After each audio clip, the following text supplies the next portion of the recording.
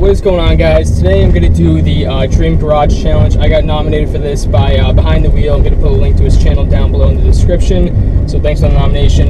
Basically what you do with this is you name the top 5 cars that you would want if money was no object, if you could just have any 5 cars for whatever money. So first up, I'm going to start with kind of a classic car. It's kind of classic, kind of not, but it's going to be a Ford GT40 from the 60s, the actual GT40s that beat Ferrari in the Le Mans. These cars are so rare, so collectible, and they have so much history. I believe there's like single digits of them, like 3, 4, 5, something crazy like that. So obviously they're super rare, super collectible. And if you know the story behind these cars, they basically put Ferrari off the map with the 24 Hours of Le Mans racing.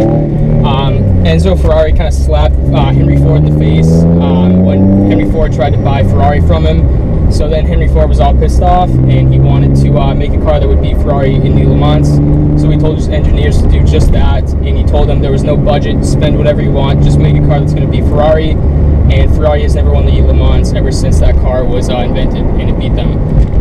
So next up, I would take one of the new Viper ACRs. Those things are just so nasty, and if you've ever seen one in person, it's just, the vents on the hood, the front splitter that's held up by those wires, the rear diffuser, or I guess the rear wing I should call it, all of them, it looks so crazy, and it looks so honestly like intimidating, and I can't even imagine how insane that thing must be to drive. I'm actually going to get to drive one at Bob Bondurant during Thanksgiving this year. Super excited for that. I'm sure it's going to be absolutely nasty. So I would definitely take one of those because they're just shattering all kinds of track records, and in addition to just absolutely looking insane. So number 3 would be a Ferrari Enzo. I believe there's only about 400 of those. Super rare car, obviously. And, at the time, the performance was, so insane. And by today's standards, it's still obviously really good. I'm sure that, the 488 and, even the 458 are probably, beating its records and its numbers and stuff like that.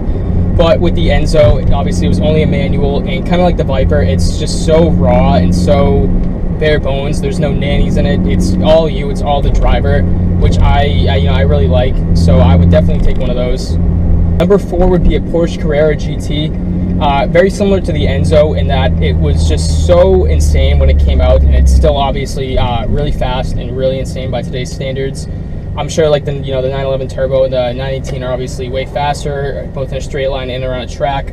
But like I said, like the Enzo, it's so raw with that mid-engine V10 that sounds so insane. The 6-speed manual that's located up here, so it's I'm sure it's really hard to drive, but like I said, so rare and just so raw that the experience of driving it's got to be absolutely insane. Last but not least, number 5, I would take a 2017 Ford GT.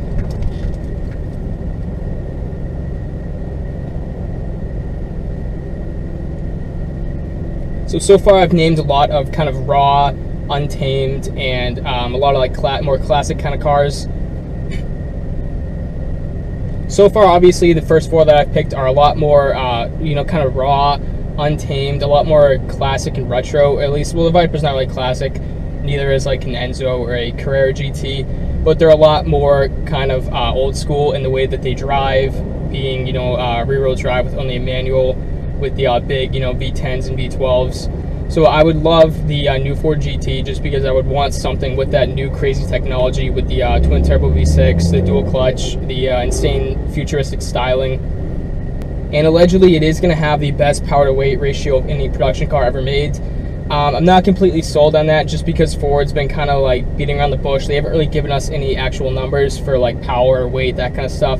They've said 600 plus horsepower, that is confirmed, but they haven't said what the actual number will be, and same thing with the weight, although we do know that they're using a lot of carbon fiber and stuff like that. So all in all, though, it's going to be an insane car, I imagine. That's a 5 that I would take. Leave a comment below, let me know what you guys think about the selections, and I'm now going to nominate Scott from Drive and Review. You're up, Scott. Name the 5 that you would want. Thanks for watching, guys. Hope you enjoyed this video. See you next time.